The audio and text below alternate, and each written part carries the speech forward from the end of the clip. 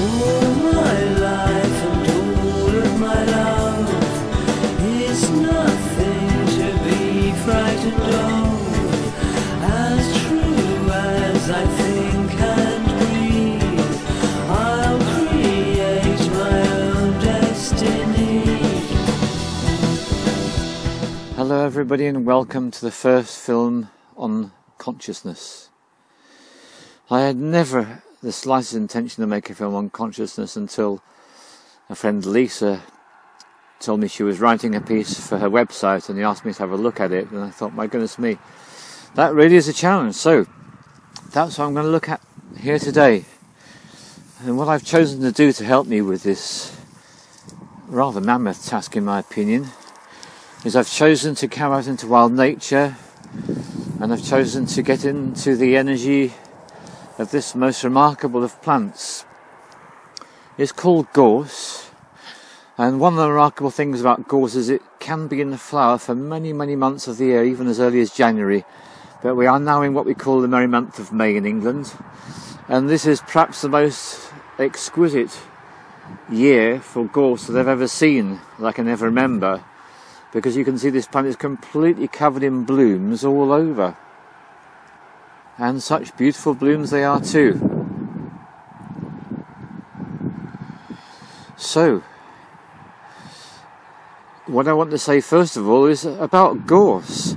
So gorse in the Celtic tree oracle is a plant which has two qualities.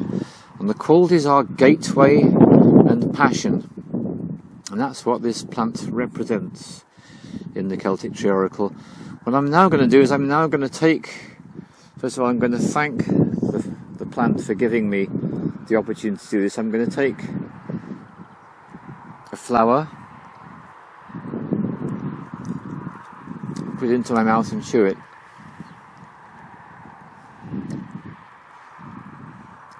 And what an interesting flavour it has too. Quite strong, partly sweet, and partly a range of other flavours I don't know how to describe in words.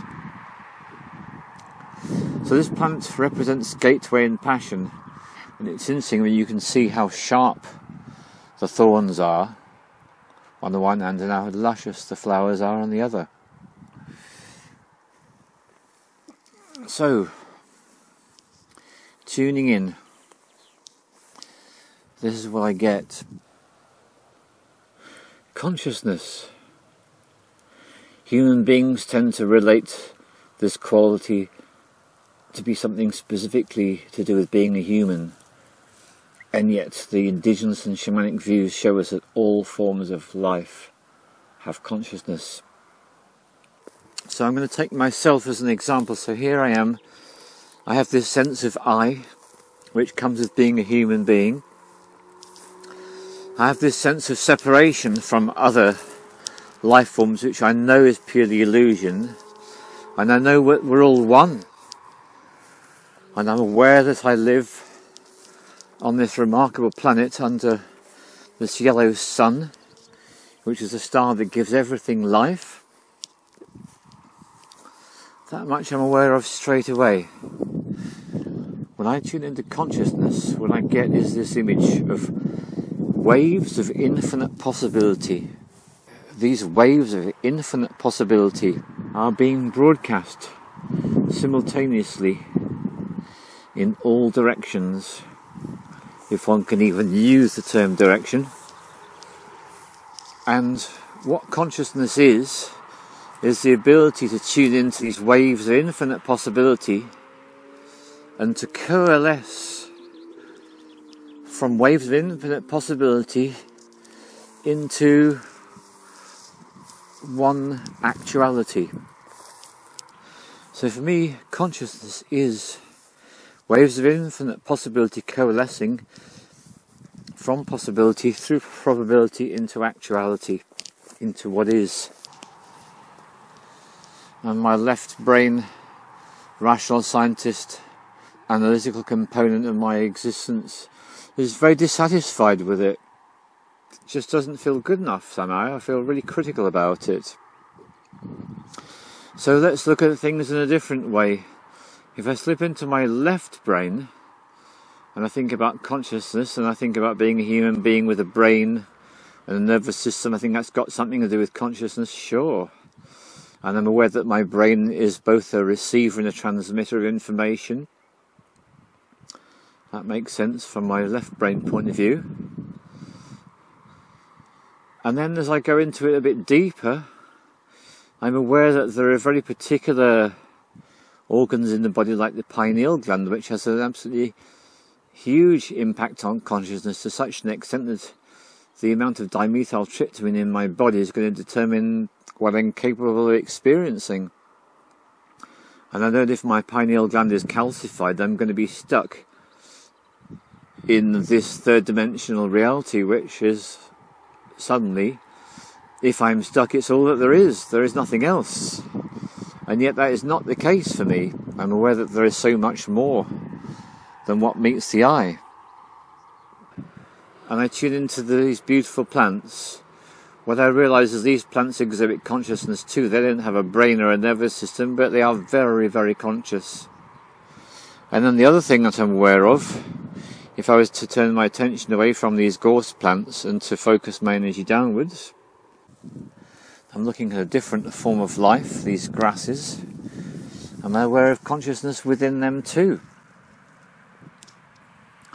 I'm also very keenly aware that if I was to go further down into the stones and the rocks and the crystals beneath where I'm standing, that life is also conscious. And so I want to introduce to you a concept from Western occultism which is called hylozoism. And this is what hylozoism states. It says everything from the tiniest atom to the greatest galaxy is conscious, is sentient. All that is actually has a consciousness. Now this is a different view from the biologist. The biologist says, well, what has consciousness is for sure the animal kingdom. And then there was a time people didn't even realise that plants had a consciousness, but thanks to the wonderful book called The Secret Life of Plants by Tompkins and the other co-author, there's absolutely no question about it. These plants have consciousness. That's well established scientifically and has been for quite some time now. So the scientific model had a really big shock when around 70 years ago the quantum theories were first put out by scientists. We've moved a long way from those days until now. We have the concept of the Bose-Einstein condensate. And the idea is that all cells have microtubules, and the microtubules are an expression of the Bose-Einstein condensate, which is an attempt by science to explain consciousness. And yet hylozoism takes it all further and says everything has consciousness, which means going out beyond the Earth into the stars and the galaxies. It's all consciousness. Everything is sentient. Everything has an awareness. So here is my first answer to you. My first answer for what is consciousness. Consciousness is the ability to have awareness, to be aware of your existence and to be aware of the existence of other life forms, and to know that everything is connected, that we are all one. And what I love about these gorse plants, I keep on looking at them, is I'm very, very keenly aware of the community of these plants. How there's not just one plant here, there are many plants and they're all joined together in this form of life, which is celebrating by producing flowers, which is literally transforming landscape. And so when I think of consciousness, I think of life. And I'm aware of the small insects crawling on the grass stalks. And everything is connected. And we are all one. This is the primary message of consciousness I'm getting, is a sense of oneness. That we're all alive, we're all one, we're all connected. And so one of the ways to tip into consciousness is to become keenly and sharply aware of the present moment. That's a really helpful place to begin from. And in the present moment, surrounded by nature, I have this really good, lovely, warm feeling inside. becoming aware of the beauty and the majesty of life and what is, and to realise that we are all life, everything is alive. And this is the gift that dropping into the present moment gives us. We let go of our everyday concerns and issues, and we tune into the beauty of simply what is. The sky beyond, the plants straight in front of me, myself, and it all being one, everything being connected. And out of this comes gratitude, great gratitude to be alive and to be part of this glorious creation which we are all in all of the time, and gratitude for all the other forms of life, for the sun that gives life to this planet and all that we experience on it. Consciousness.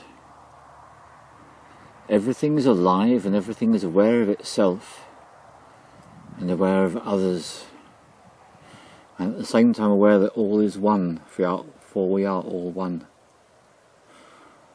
And this is what consciousness is, being aware that we are alive and that we are all one.